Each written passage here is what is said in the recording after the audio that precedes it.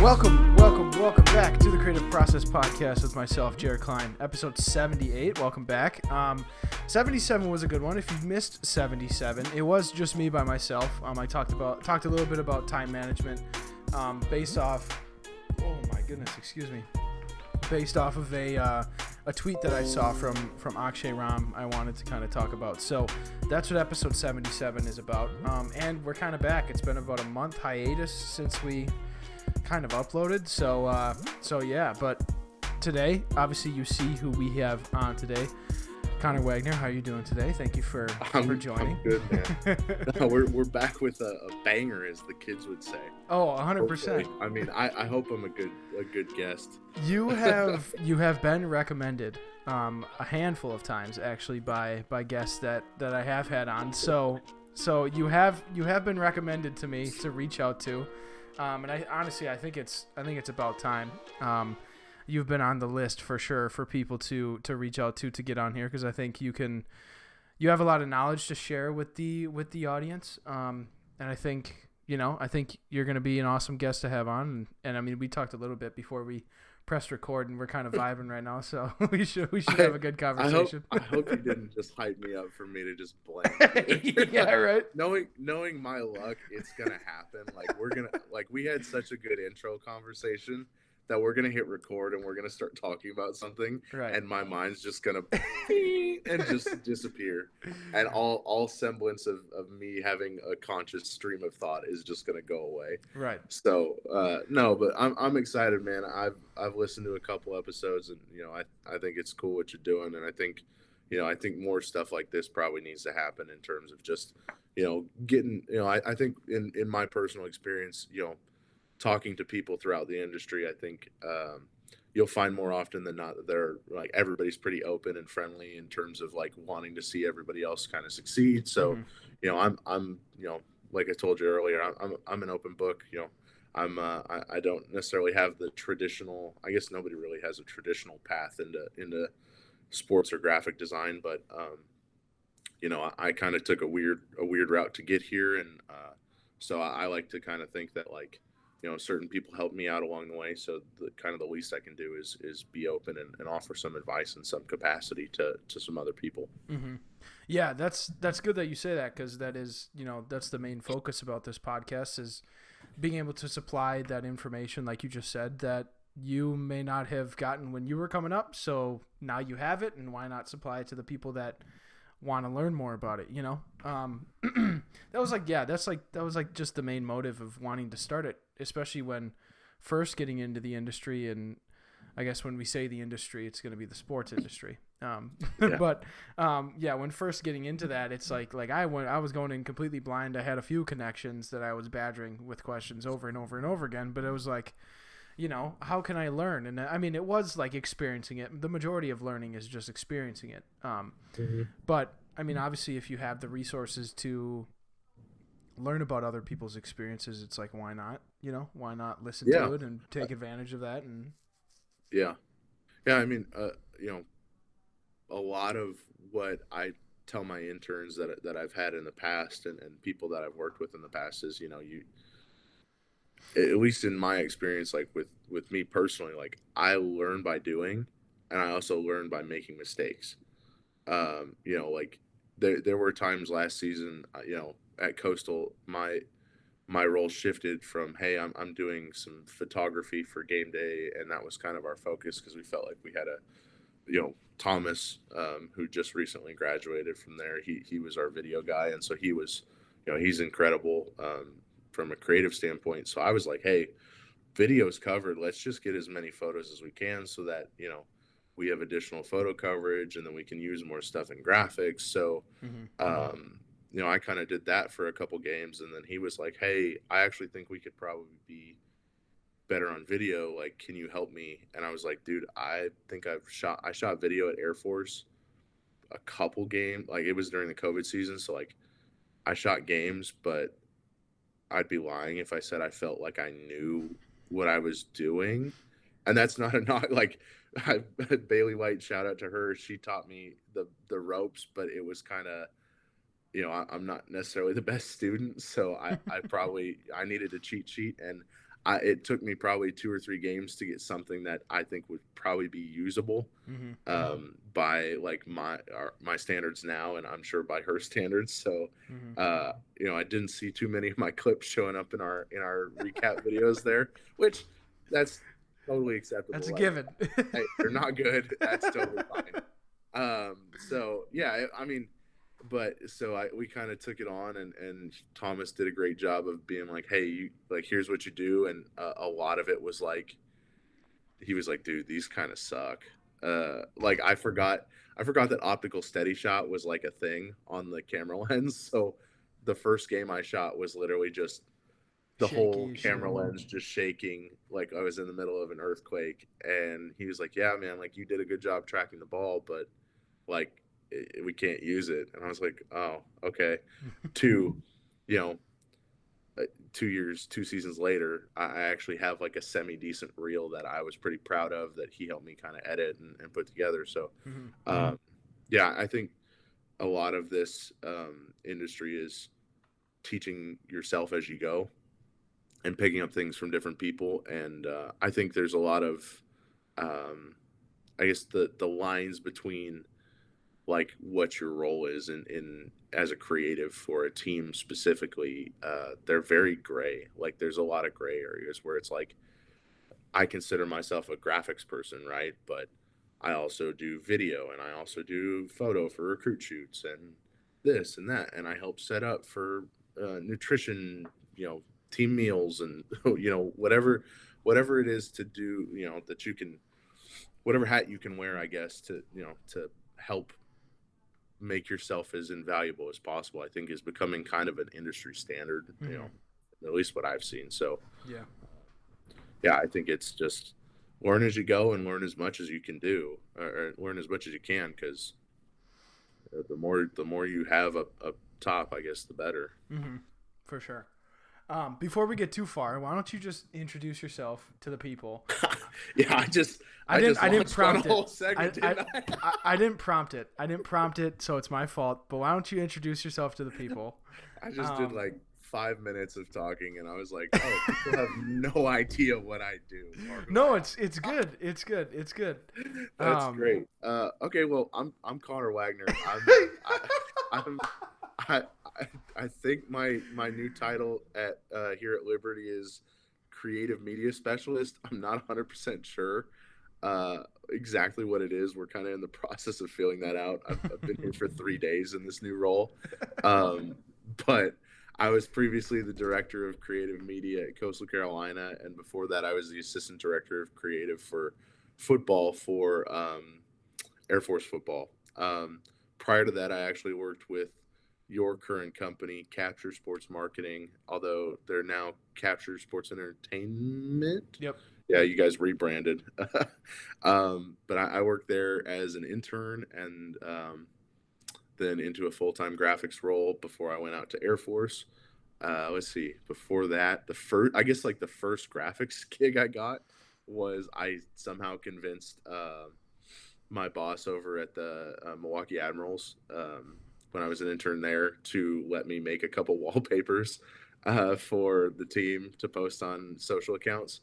So I guess that's kind of where my first like sports design job was. But yeah, before that, I went to school at Concordia, Wisconsin, up there. Graduated with a degree in mass communications and double minor in graphic design and photography, and kind of really got into full-time graphic design really when I was at Capture. But I kind of started making some edits for like my teammates, and I say edits because I was literally like doing them on my phone. Oh wow. Yeah, back in like I think it was like Adobe Photoshop Express or something. I still might have it on my phone, to be honest with you. But yeah, it was like Oh my goodness. it I was can it only was imagine. it was really basic stuff. Like, oh, my teammates thought it was so cool that I could like gray out the background of a photo and make like it's so stupid. Like now I think about it now, I'm like, gosh, that was really dumb. That we thought that was the coolest thing on the planet. Bunch of football dudes though. Let's be honest. Come on. Yeah. So I played college ball there, and kind of, you know, found my way as we went. Got lucky by posting some stuff on Twitter and made some connections, and 3-4 years later, here we are. We've moved kind of all over the country, and now we're working with. I'd make the argument of like one of the best creative teams in the country. Mm-hmm. I told you earlier, I feel like Kevin Durant. Like I just kind of walked in and I'm like, oh, we already have a Steph Curry, like with Jacob Webb, and we got Mark Landis, who's like a Klay Thompson, and we got Cullen, who's, I'm trying to think of another, Draymond. I'm sorry, that's probably a discredit to Cullen that he's a vicious defender. I was gonna say my analogies. There's too many. The point is, there's too many talented creatives. You could have said Klay. You could have said Klay. Wait, did you say Klay Thompson? Did you? Yeah, Mark was Klay. Mark was Klay. Yeah. Sorry. I think Mark could be a shooter. I don't know. He's probably going to listen to this and come in, and he's going to make me go play basketball with him this week now. So, it's going to cost you up or something. There's not. Let's put it this way. There's more talented creatives on this staff than there are talented basketball players on the Warriors. Ooh. Let's put it that way. I like that.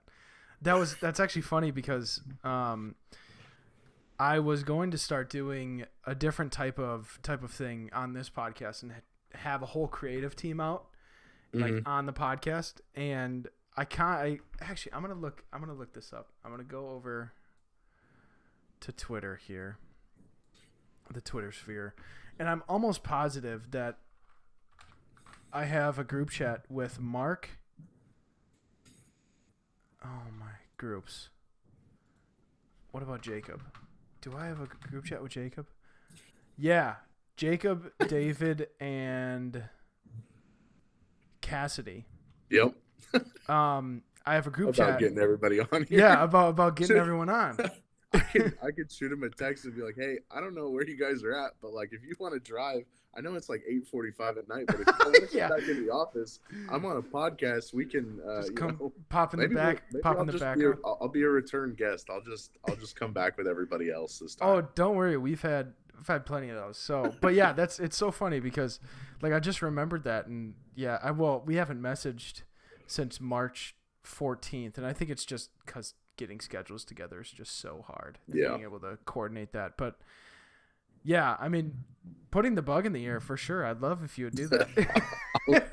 I'll pitch. I'll be the salesman.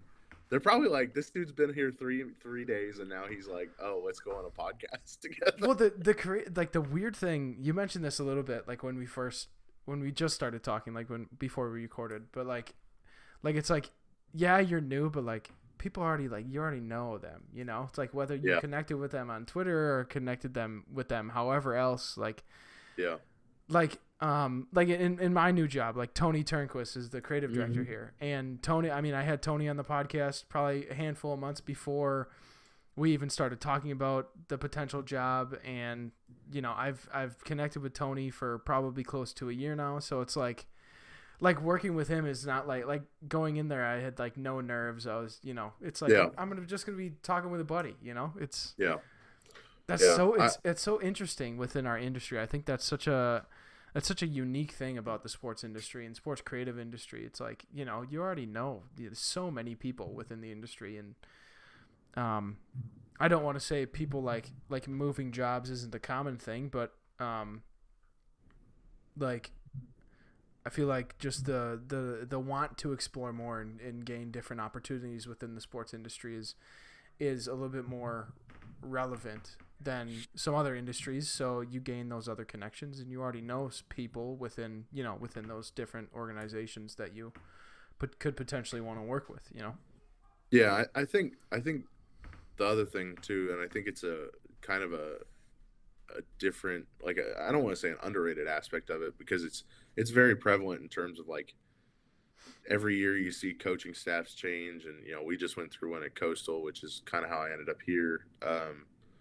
So I mean, I think you're seeing a tendency now to where, we were talking about it the other day that we're kind of in an emerging industry in general. I can't remember really sports design becoming really prevalent until, I don't know, like 2013, 2014, really, like when Twitter kind of took off. So I think more teams and coaches, and obviously like with NIL is a whole nother can of worms. I think people and they're starting to kind of realize like, oh, hey, if we've got a good guy, let's try and bring him while we can. I know, obviously I came with Coach Chadwell's staff. There's been other people that have gone to different places with various coaching staffs, and I think it's you almost do kind of become, especially when you're working directly with a team, and football is probably where you see this the most. I think you put in so many hours with the players and with the coaching staff that like you know a lot of these guys, these people who are up here with me, my coworkers are going to be invited to my wedding, here in January, and so it's like you really do become, as cliche as it sounds, like family. So Mm-hmm. um, I think more people are starting to realize, hey, like with how high of a turnover you know football and other sports have, sometimes it's good to keep your good creatives around if hey, like I trust this guy, I know what he's about, I know what the coaching is, and on the flip side, as a creative, it's like, okay, like you know what the coach wants, the expectation, you've already met the expectation because he's calling, they're calling you, back to try and be like, hey, I need you to come with me. Mm-hmm. So obviously, like, I mean, I've done, what is this? One, two, this will be move four, three or four moves in like 4 years, which not a great like track record, if I'm honest. It's a lot of driving and a lot of packing things in boxes, way more than I'm like comfortable with. Um, Thankfully, this one's a lot shorter than the other ones, but like I've gone Wisconsin. So I'm originally from Arizona. So I went Arizona, drove up to school in Wisconsin. Drove? Oh shit. Yeah, I needed a car my senior year.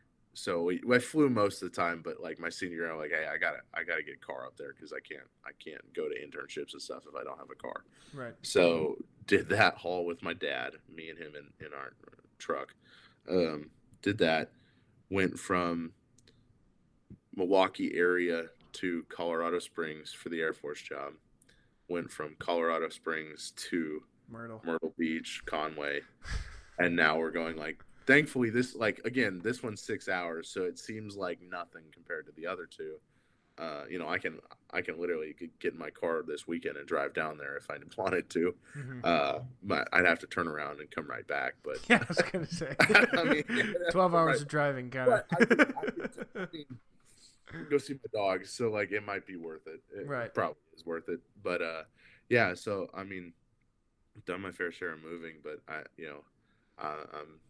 I think it's a lot more common in terms of like, I think other people look, you know, like you're gonna work your normal 9 to 5 and like hey, I work for an ad agency or I know you're probably experiencing a little bit on the agency side in terms of like it's a pretty, I don't want to say standard because you obviously have like your long days, at least when I was there, we worked events and that sort of stuff. So Mm-hmm. charity softball games and all that nonsense. Mm-hmm. By the way, you should ask Shelly about the time that I pissed off Connie Watt because I this is my first like come to Jesus moment with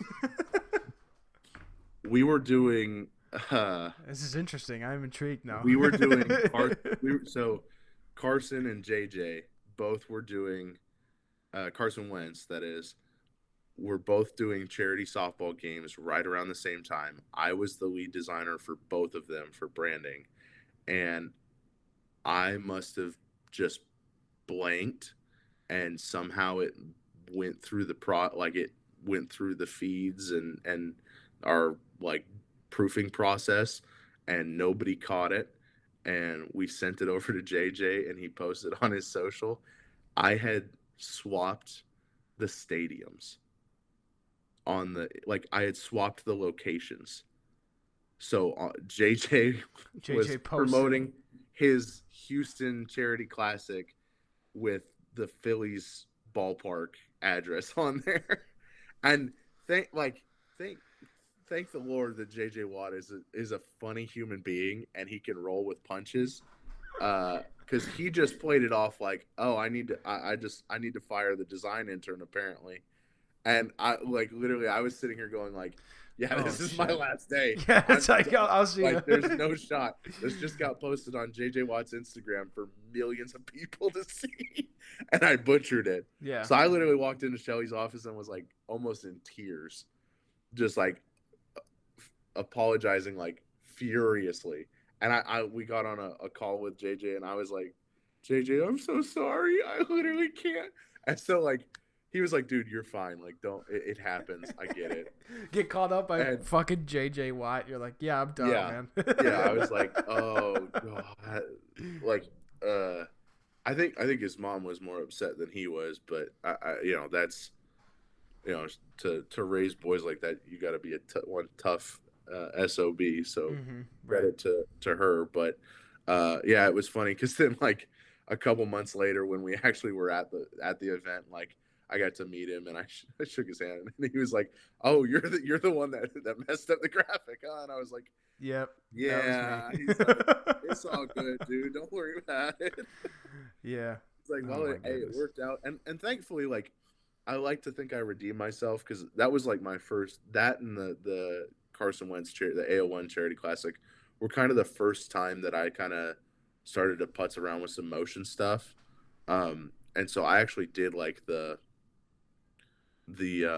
walkout motion graphics for the players, and he loved it. And it was like super basic stuff, Mm-hmm. but I kind of redeemed myself a little bit with that one, thankfully. I mean, yeah, had I honestly made another mistake and like another massive mess up like that, my career would have probably looked massively different. Like I don't think I would be here.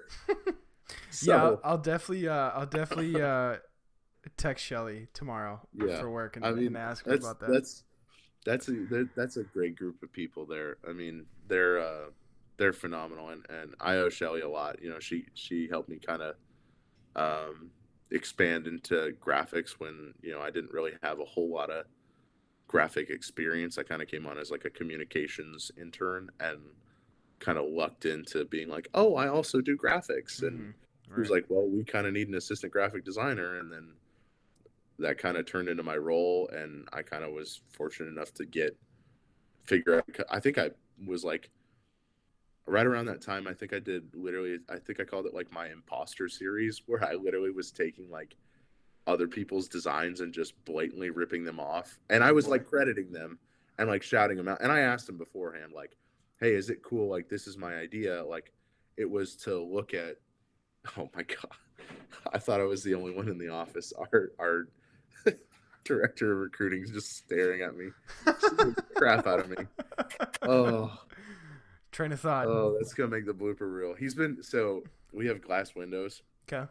right over here, like a glass door. Right. And so I sit like this way, facing this way, with my back kind of to it when I'm Okay. working on my laptop. And he's been just coming up and bang on the door, and I jump every time. So he's just gotten in the habit of just scaring me.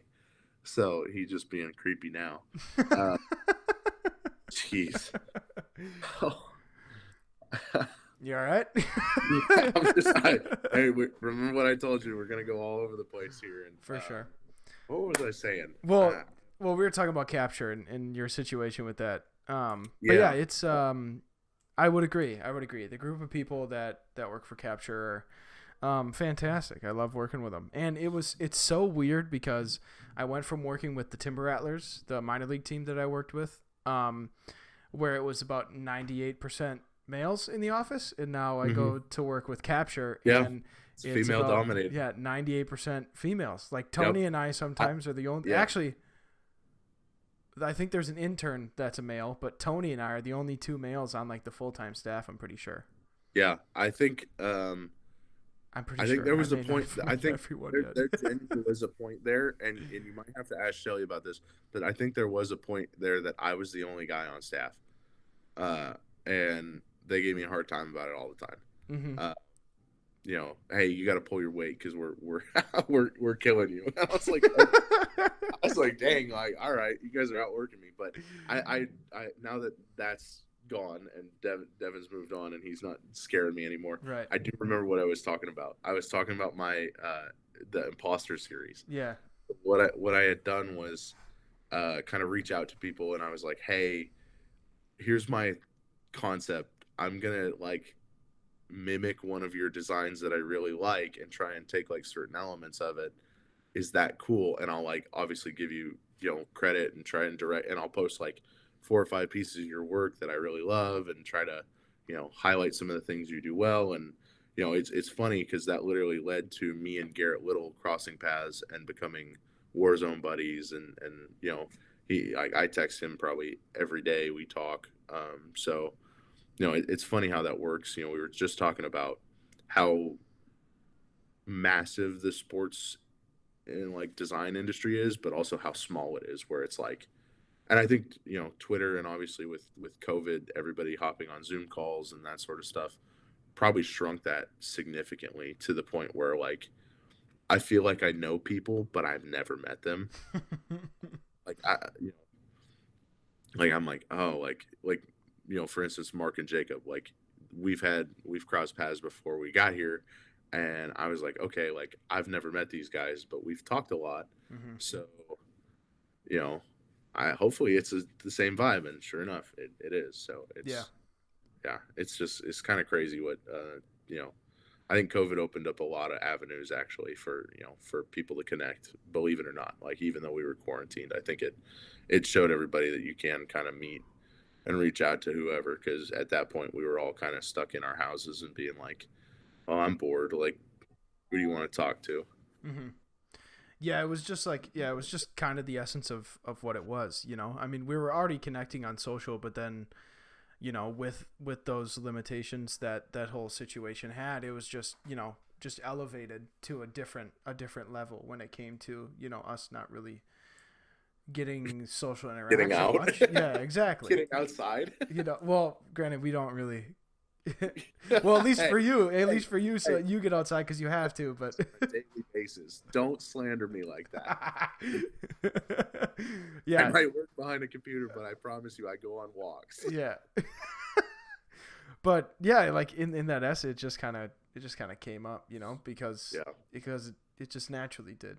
Focus shifted to digital for a little Hmm. bit of time there, and the connections. I agree with you. I think the connections and the friends that I have now, the majority of them got, I wouldn't say like. Actually, I would say like the friendships and relationships got more enhanced over that time. Like it was Yeah. just it was just a product of the situation, Hmm. which like yeah, like it was awful. Don't get me wrong. Like COVID, that whole situation was horrible, and no one ever wants to go through that again. And I but mean, I'm not saying I would go through it again, but like, there there were kind of some perks.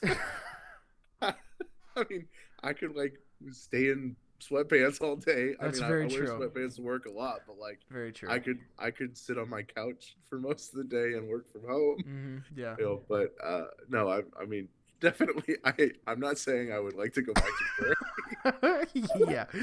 I just realized as soon as I said it, I was like, oh, this is gonna sound terrible. You're like, Like, actually, it was great. It hey, was super great. this is your thumbnail. Connor Wagner wants COVID back. Yeah.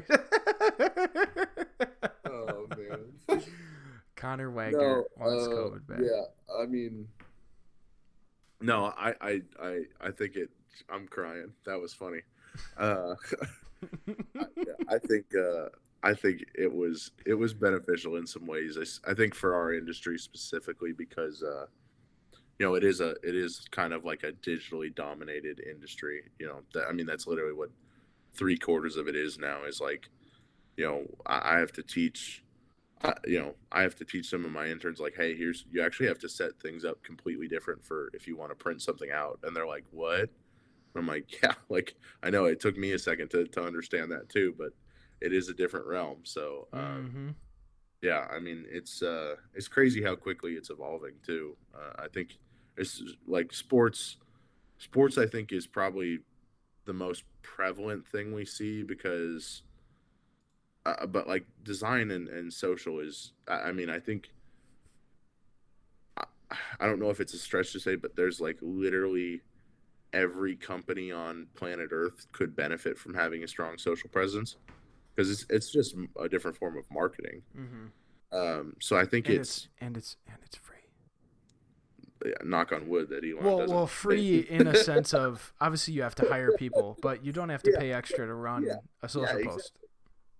Yeah, I mean you have to if you want to like promote it, but Right. yeah, you can post something and it will organically always get views. Right. Uh, yeah, so I think like I said earlier, I think more people are realizing, oh, this is kind of important, and I think um, we've got some good people kind of leading the charge in terms of like, hey, this is the way this industry needs to work, and I think more people are starting to listen, which is a good sign. Mm-hmm.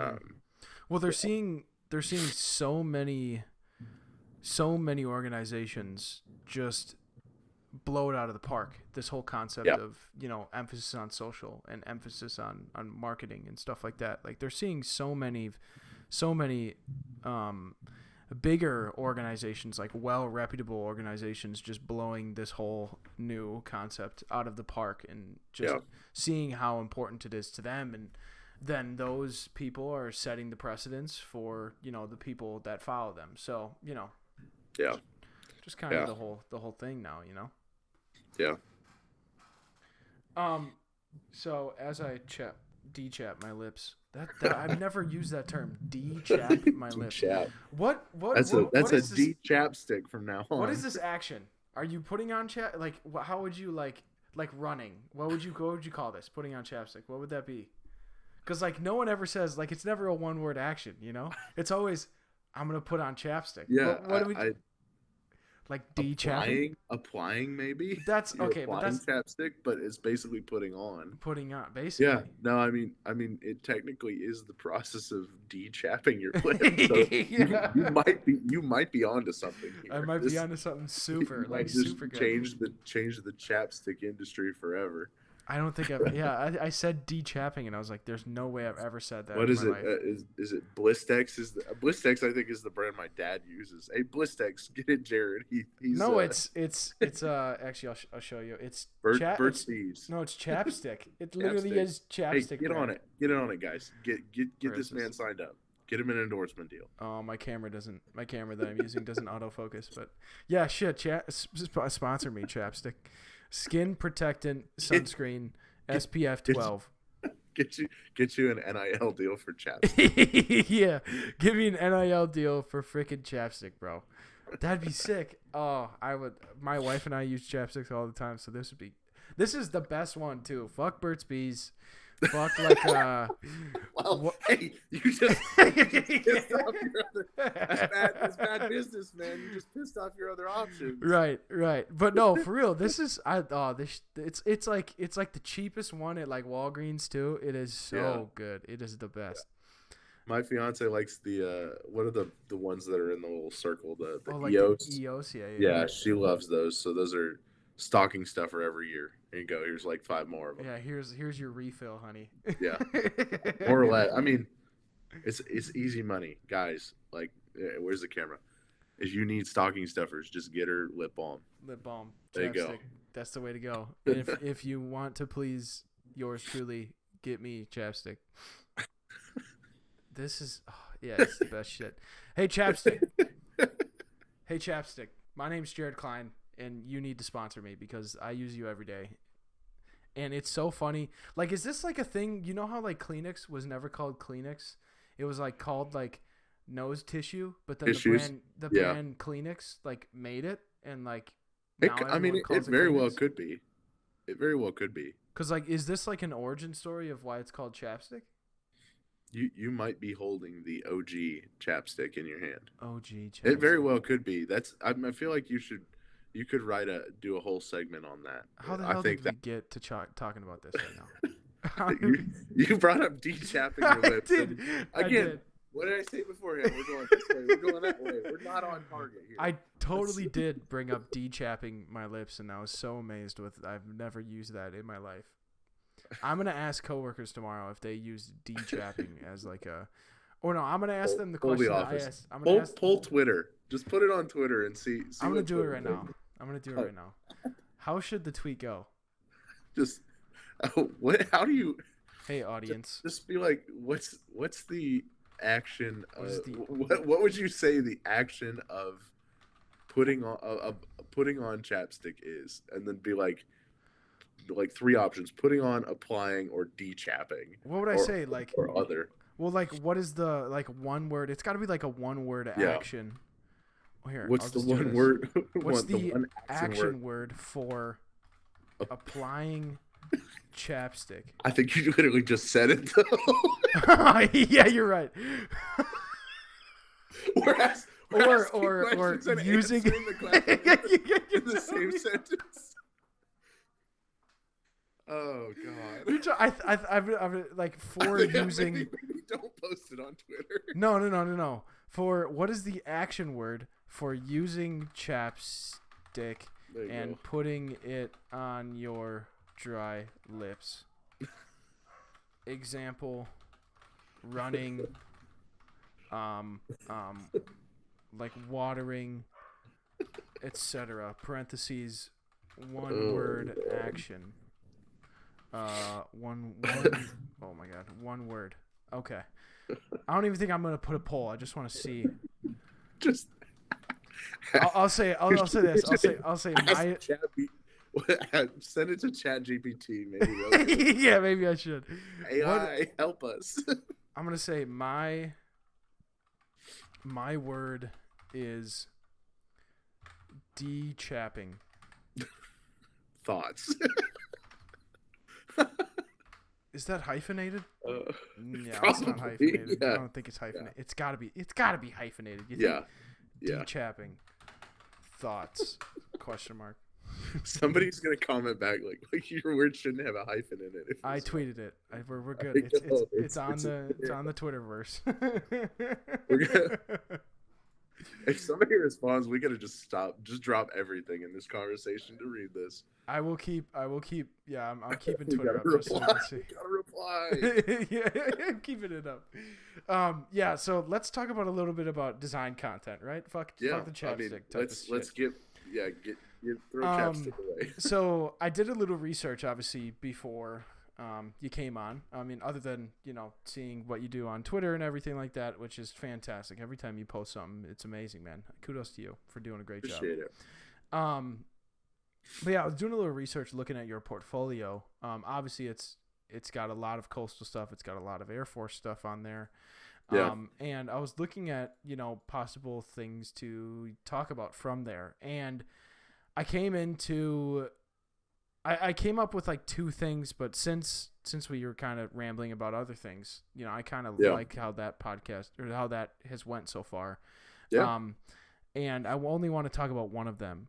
Exploring different avenues and keeping content fun, fresh, original. And your project that kind of came up to me was the shoe project you did with Air Force.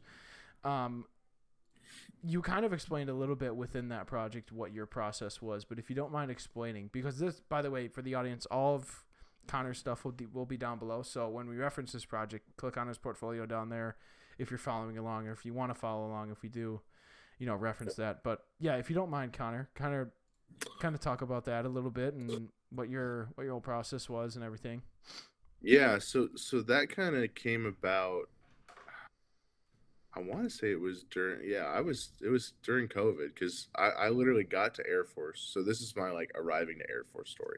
I'm gonna tell this because it'll set up the thing. So for sure, just if I start to ramble, cut me off and get me back on track, because we already talked for 15 I'll minutes. Just have to. Connor. Yeah. Hey, all right, I got it. Earth to Connor. But, more or less. Long story short, we were driving into Colorado Springs. Like the day we got there was the day that they were like, "Hey, everything is shutting down. The base is going to be shut down." So the Air Force Academy is an active Air Force base. So when you have to drive on, you have to go through security checkpoints, where there's armed guards and the whole 9 yards, right? For sure. So they basically were like, "Hey, we aren't going to be able to get you access to the base quick enough. You're not going to get your background checks approved in time. You'll still be able to work, but we have to send somebody to go get you and bring you onto base to get all your stuff." So literally we pulled into Colorado Springs, and my boss Chris Miller came, picked me up. This is the first time I'm meeting him in person. Mm-hmm. Hey man, good to meet you. You know, excited to be here. We drive up to base. We go through these two security checkpoints. Um, we pull into the football complex, and literally they walk me down to equipment. They go, "Here's your gear. Like here's a duffel bag full of Nike stuff that should last you. Here's your hard drive and your laptop." I said hi to Gage Jenkins, Tim, and a few other people that work there. Mm-hmm. Bailey, like I met the creative team briefly, shook Troy Calhoun, the head coach's hand, and literally they're like, "All right, well, we'll see you whenever base reopens." And base reopened like I don't know, a month or two later. So it was like That's literally I horrible. met everybody for one day, and it was like, all right, bye. Mm-hmm. I'll be in my apartment if you need me. So that happened, and then my fiance had to go back to Illinois to finish schooling up there because they weren't allowing her to do online stuff, which was weird. But she's an occupational therapist, so she had to go in person.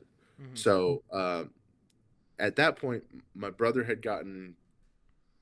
They told him to go home from campus, his college campus in Iowa, and he called me and was like, "Hey, I don't want to go back to mom and dad's house in Arizona. Can I come stay with you?" And I'm like, "Why not? I got a guest room. I'm bored. I'm by myself. I got my dog. That's about it, though." Mm-hmm. So he came, and so at this point, it's me and my college brother and puppy Maisie, right? And so Cute he's name. training. So literally, but my daily routine was wake up, hop on a Zoom call, get the brief, um, drink a Red Bull Right. because I was like gassed from the night before, do some work, probably take a nap, take Maisie for a walk, come back in, work some more, and then once we hit like 4 or 5 o'clock, make dinner, lunch, whatever, like eat kind of normal day, and then we would just hang out and play Xbox till like 2 in the morning, right? That's why I said there were some perks to COVID, right? Mm-hmm. Right. I got to spend a ton of quality time with my brother, which was awesome. Uh, but then it was like, all In right, a great city. In a great city. we're gonna go to bed. I'm gonna wake up like 20 minutes before the Zoom call, roll out of bed, shower real quick, hop on the Zoom call, do it all over again. Mm-hmm. So it's at this point, and I'm just making recruiting content to send to recruits. And so it was like, huh, what's something that would be kind of fresh and unique, you know? And my brother, he's a big fan of sneakers, so he's a little bit of a sneakerhead. So he's like, hey, you should make some Air Force Ones, but instead of it being Nike, even though you're a Nike school, just make the logo the bolt. And I was like, oh, that's kind of cool. So I think if you click through, I think there's a little section on the, if I remember the project, it literally shows like the first one that I did at the very top, and it's just like got the lightning bolt and some Air Force stuff. But that was kind of what spurred it, and we Mm-hmm. sent it out to recruits. The recruits loved it, and then I got a text from Gage like, "Hey, this is really dope, man. Let's post this on social." So we posted on social, and we're like, "Hey, sneakerheads, would you cop these? Like, would you get them?" And everybody's like overwhelmingly like, "Yeah, we'd buy these." And so then it was kind of like, "Huh, well, I wonder what would happen if I did another one." And just based it off one of the like the blue jerseys. So I did like a pair of off whites that were blue. And so then it kind of turned into, oh, this is fun and it's getting a ton of engagement. Right. So I'm just going to make a shoe for every uniform combination that we have because I don't really have much else to do. And so like literally I was like, well, this is fun. And that's another thing that like I think when we talk about people's process, I think the biggest thing for me is, and I always tell my interns this is like, hey, like make cool stuff and have a lot of fun doing it because the more you're personally invested into your content, I think it always turns out better when you're like, hey, I enjoyed making this. Mm-hmm. It was fun for me to make this. I'm proud of it. I want people to see it. And so I think you're willing to, hey, because this is a representation of myself and my it's my work. You want to own that, and you know. So I think you're always willing to put in a little bit more effort, and you know they always seem to turn out better. So Mm-hmm. that's kind of that kind of how. that whole thing came about. I think if I remember, my favorite shoe that was custom would probably be there's a pair of high top grays that have like the Mustang. It's like the shark tooth one. Mm-hmm. My brother was actually going to try and go get those custom made because he's like, these are so badass. Those Like, are so and badass, I'm bro. like, yeah, those were cool. Like, but in terms of like a design, I think the two that are probably the most meaningful to me, uh, one that I just really like was the AC 130s, just because it's a really dope photo that I was able to use and kind of a dope composition. Um, and then The the Air Max 90s. I think Are those Air so. Max Yeah, 90s it's or got like whatever? the AC 130 flying, and it's got all these like flares going Yeah, everywhere.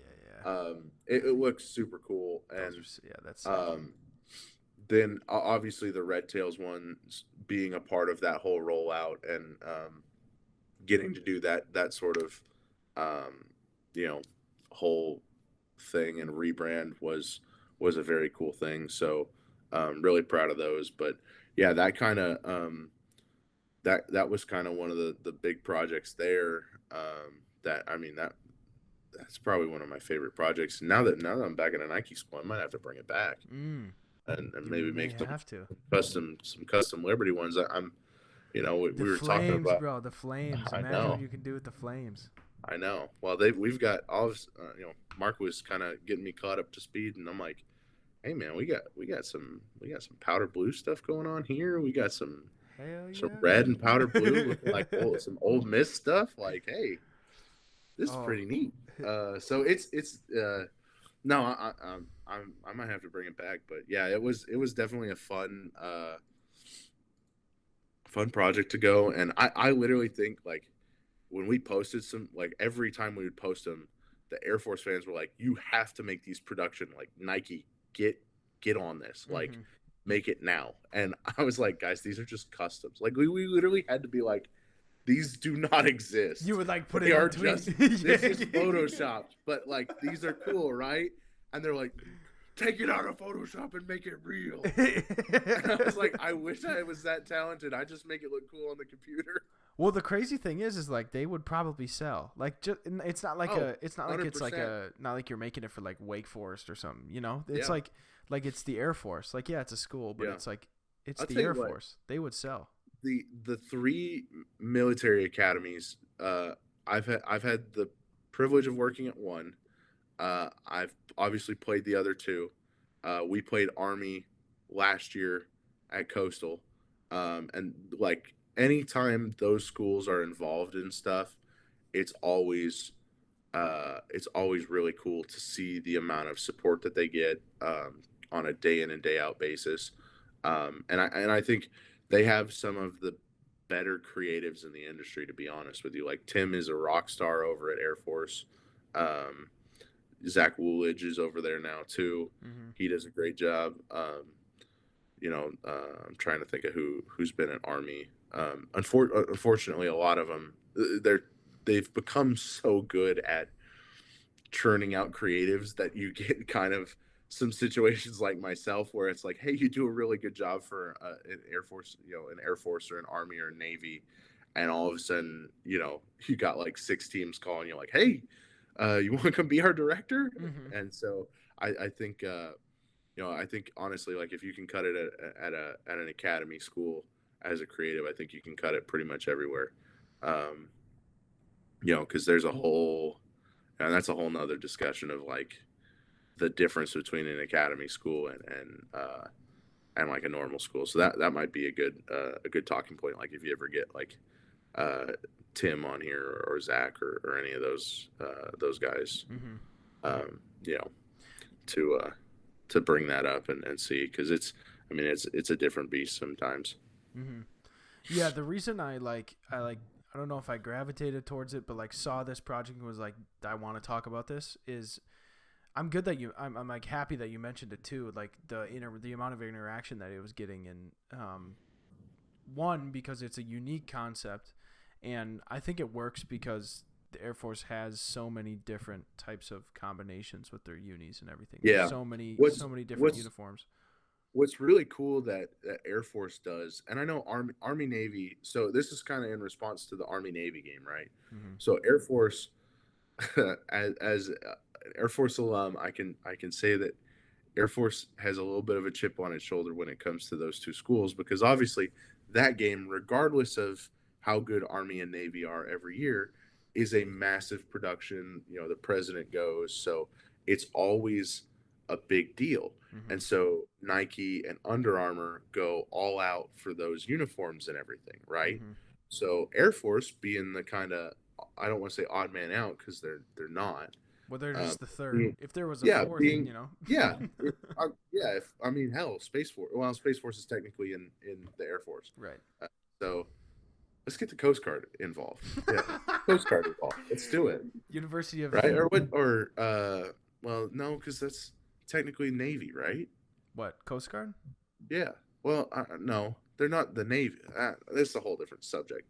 But Are the wait, I was gonna ask the dumbest no, question, but I have to ask it just yeah, because it's super dumb. go. I was gonna say, are the Navy SEALs the Navy? That's what I was gonna say. I was gonna say that. Oh man. That was bad. That I'm was gonna really get bad. we're gonna get canceled by military people. That Like, was so bad. well, there go any of our chances of ever working for the Naval Academy Right. Yeah. in the future. There So, it goes. but no, so Air Force in kind of I want to say a little bit of response to that goes, hey, we're gonna. So they do what's called the Air Power Legacy Series. So that's their every year they pick some sort of plane or you know, kind of significant thing. So like when I was there, we did the Red Tails. Um, this past year, I think they did Space Force because that was a new one.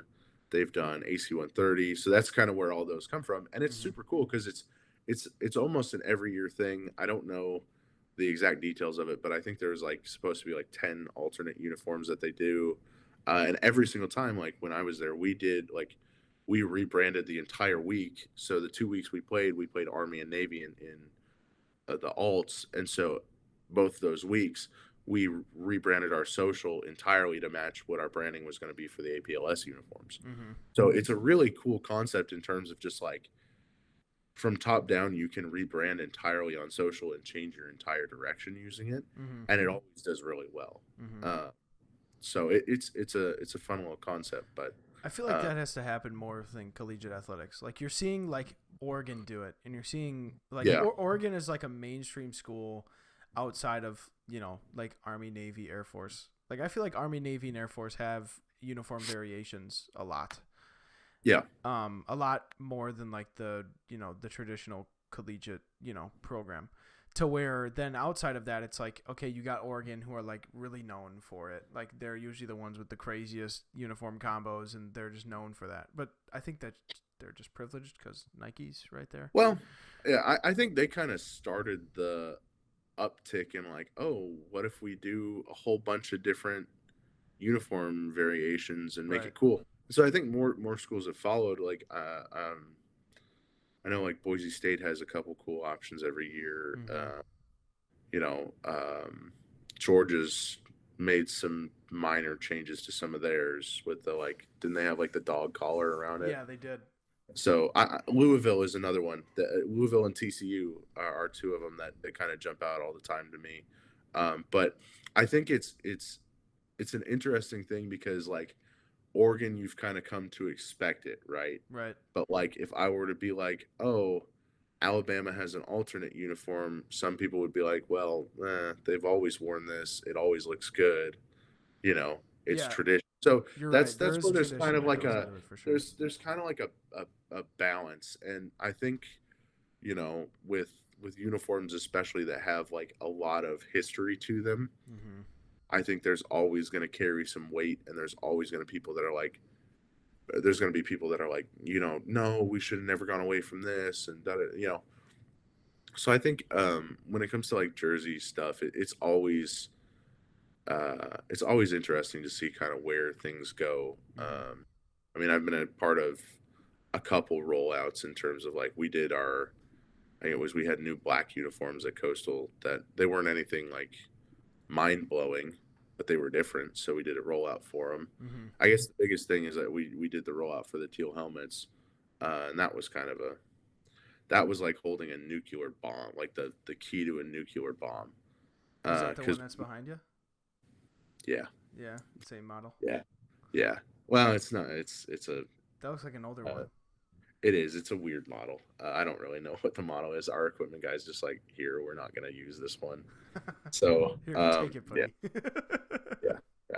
But no. So basically, how that kind of came about is like we found out. I found out kind of the like almost a week before, but I didn't. We planned it just like a normal reveal, right? So we were like, okay, we're gonna do our jersey reveal this week. We'll highlight the helmet. Obviously, it's gonna be huge. So we'll get somebody. We'll get one of the seniors. We'll go do it.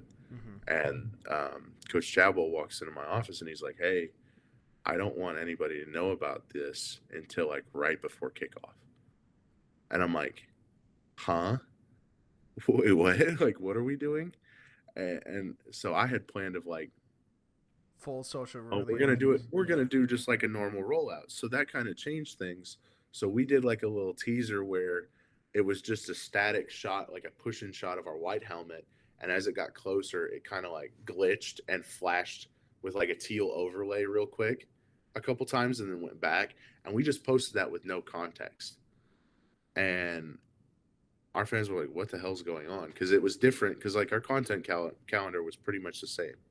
So we had the whole rollout ready. We're in Boone, like right as pregame is about to start. So our guys are literally about to come, like they'd already come on the field in like pre-game uniform, like no pads or shoulder or helmets or anything. They're back in the locker room now, changing into the gear. So in like 20 minutes, they're about to run on the field with teal helmets on. Under Armour knows about this. They're ready. They're standing by for us to post. And basically, like we had it all prepped. I hit send and my service wasn't working. So I'm sitting here like, no, no, no, no, no. So we tried to post it from like 3 different things, and finally one went through. So we all just shut everything else down, and it went nuts. It was on ESPN. It was Hell on yeah. ESPN. So it was because it was a primetime Thursday game. Now, unfortunately, we ended up losing because, as much as I hate playing and losing to those guys, App has a heck of a team. They're always consistently good. So, and that goes for creative too. Mm-hmm. But so that was kind of like the one of the craziest rollouts that we've done in terms of just like the pressure of like, oh god, like now of all times for the Wi-Fi to cut out is just awful. So it was yeah, that was pretty fun. But I've worked on some pretty memorable projects and kind of along the way. But it's like the original point of kind of us bringing all this up was just like keeping stuff fun and Mm-hmm. keeping it coming up with original stuff. And I think I'm very fortunate to have worked with a staff at Coastal and now here at Liberty that embraces that to like the fullest. We've gone viral for a bunch of different celebrations and a couple that got us into a little bit of hot water with PETA, and that there's some it's been fun because the the players when they buy into it and the staff when they're into it, they make my life easy because I just have to show up and hit record. And so the fun element of it takes care of itself. Like, what other team in college football is going to have their DPP, director of scouting, dressed up as a bull mascot, their head coach dressed up as a matador, or their head strength coach dressed up as a matador, their assistant coach dressed up as Randy Savage, and they're going to legitimately put the DPP like through a table, like WWE full on jumping off a ladder, put him through a table, where dude, he has the office right next to me. The day after, his entire shoulder was just black and blue, like nasty bruises. But like I mean, dude, our quarterbacks coach and our co-OC convinced Joey Chestnut to come into the locker room with us and have a pizza eating contest. Fun fact about Joey Chestnut: he's contractually obligated to only eat hot dogs at Nathan's hot dogs eating contests. I found that out. I was like, why are we doing pizza? He's a hot dog champ. And then we were talking to him afterwards, and he's like, yeah, it's in my contract with them that I can't eat hot dogs anywhere else. Yeah, you can only But eat what? hot dogs at the Yeah. Nathan's place.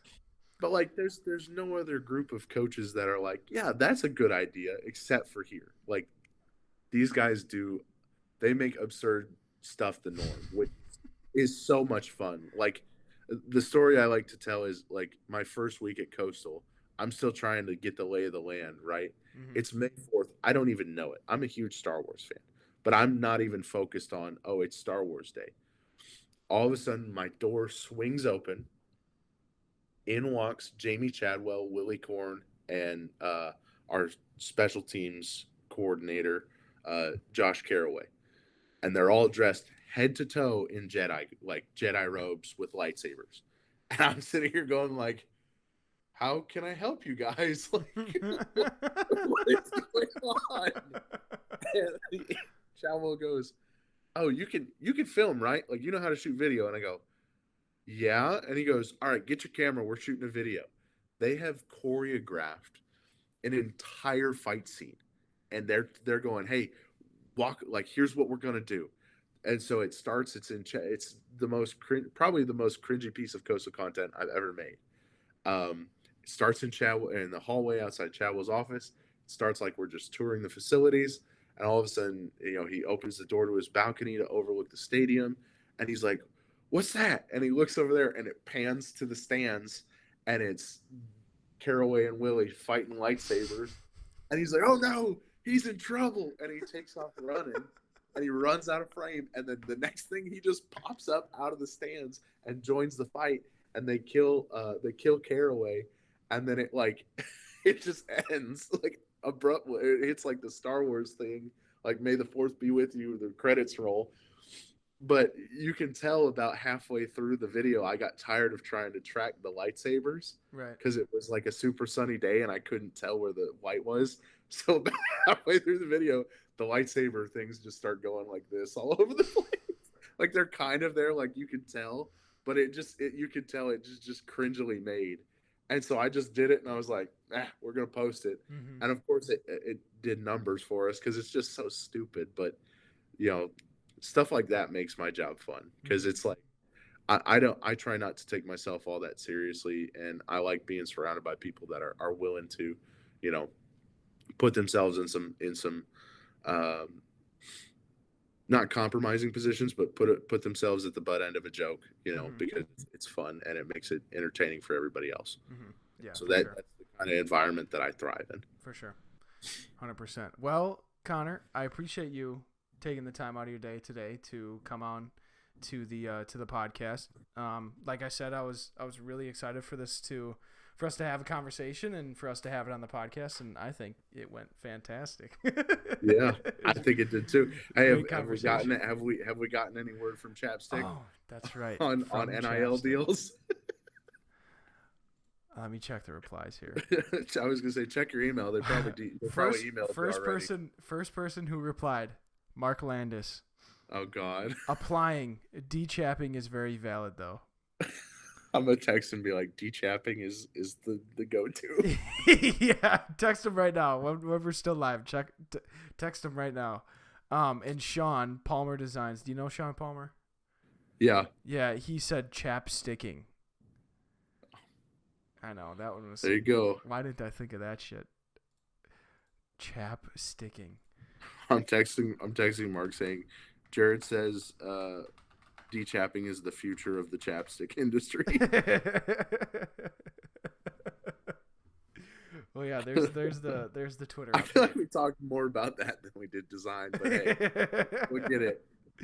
It's okay, man. Sometimes it goes wherever it goes, you know.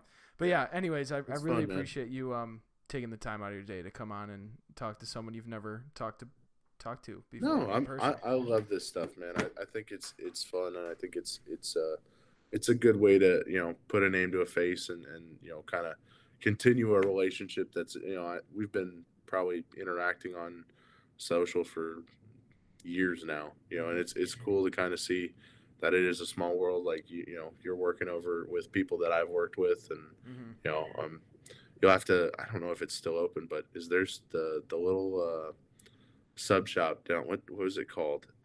There's a little sub shop down in Pewaukee, just down the road from where Capture's office was. Where was it? What's it called? Did they move? Were they by They the might. airport when you were an intern? No, Yeah, no, no, we're no. by We the were like airport. We're late. by Oh, the airport okay. now. So they definitely moved. Um, but yeah, we there was a little sub shop. I can't remember what it was called. It was like Sunshine Sub Shop or something. And I was going to tell you to go try it, but if you're in a different spot, don't worry about it. For the audience, again, I will say this: go down below, check out all of Connor's socials down there. His Twitter and his portfolio will be down there for sure. But yeah, Connor, again, thank you for coming out. For the audience, thank you for listening today. Whenever you come and we post, it's a fantastic time. Always a great conversation. Hope you guys have a good rest of your day, week, month, whenever you're listening to this, and make sure you tell someone that you love them today. All right, we will see you in the next episode. Take it easy.